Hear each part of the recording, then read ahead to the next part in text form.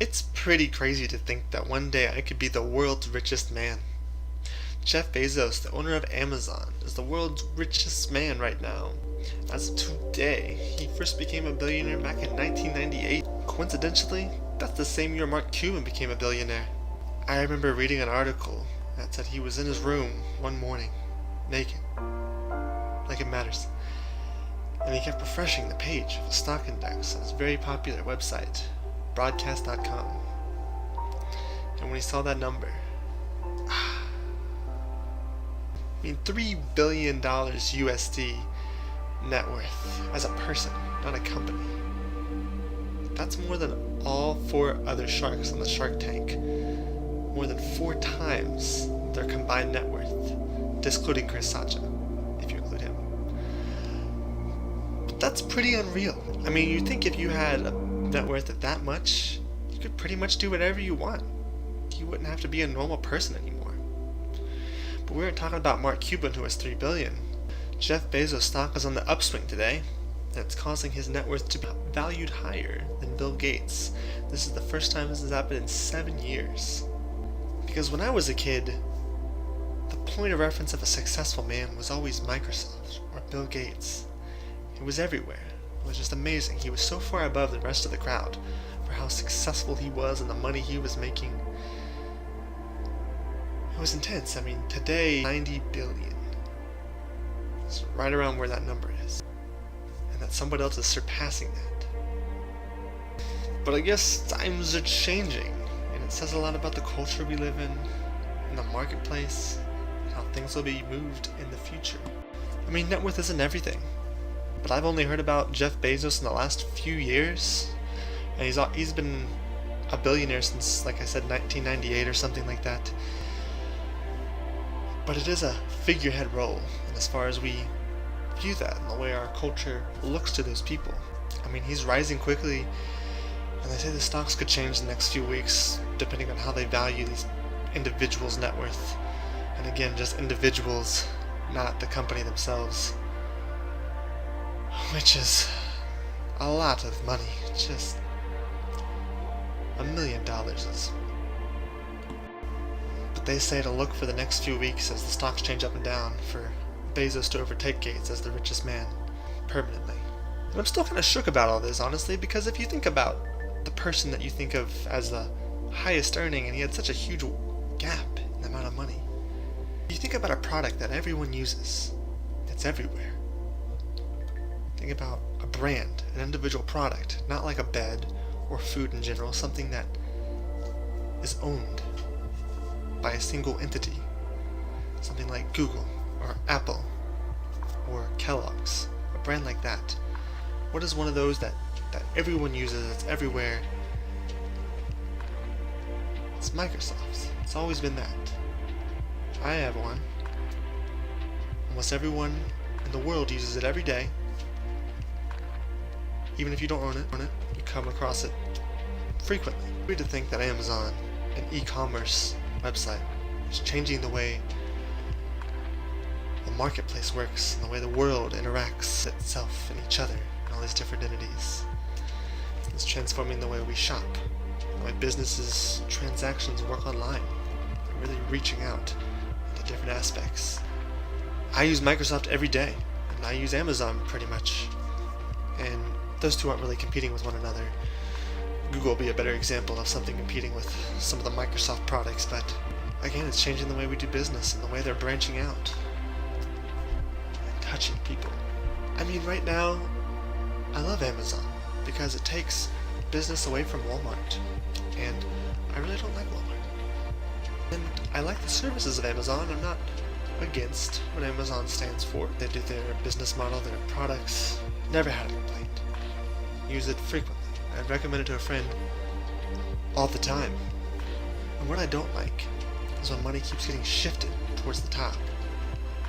Because if you're making $1 billion a year, that's thousands of dollars more than most successful businesses make. More than 90% than successful businesses make. And I don't know that number for sure. Something 60, 70, way more than most. successful businesses. I mean, you think you don't have to be a billion-dollar business to make a successful amount of income, Billionaire. Why does it have to be so high? Why do you need that much, It's mind-blowing. And so, the question to me is, where does that money come from? From the bottom. And whenever someone gets too much power, not just in money, but in any aspect, it goes to their head. I mean, it's cool, and it changes the way we look at America's top business model, but don't forget it's also what it means.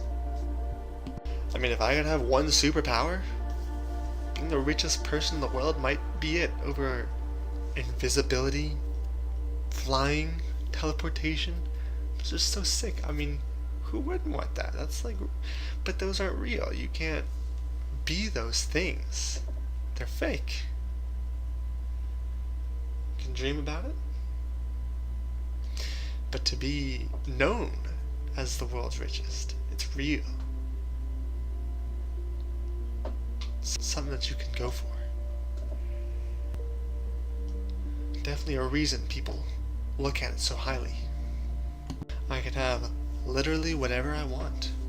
I could have as many friends as I want. To the perfect amount. Not too many, not too, everyone that I wanted to be my friend, they would be my friend. All of the people I was interested in having a relationship with, they'd be in my life. They would care for me.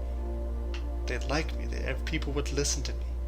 No one would ever be rude to me ever again.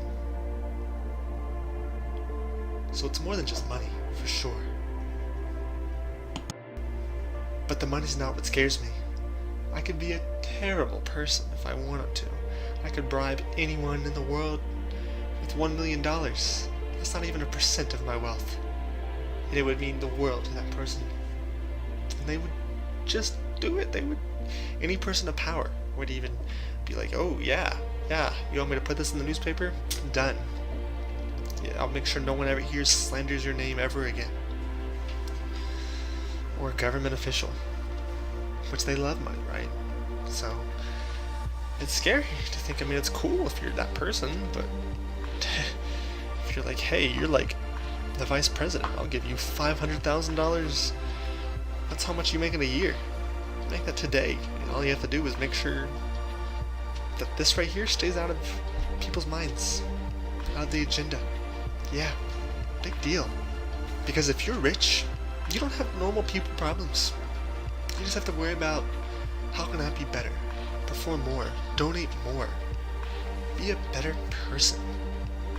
Or worse, some people are just about themselves, but really that's up to you and that person. They have to self-check themselves. There's no really higher power, in a way. It's almost like people expect things of you when you're that powerful, that high up on the chain. And I'd say there's one thing that I never liked about me, or the way I felt, was people put high expectations on me. And that's just something that I thought. I don't think people really ever expected anything different than any other person. But to feel that way is anxiety, like an actual mental issue that plagues somebody. So it can be just as real.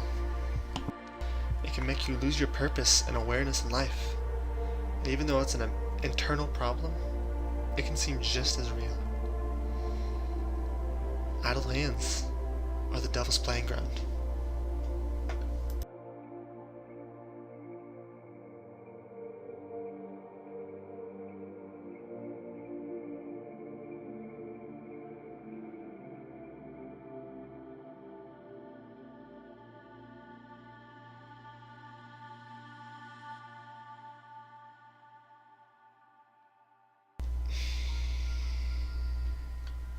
Whatever.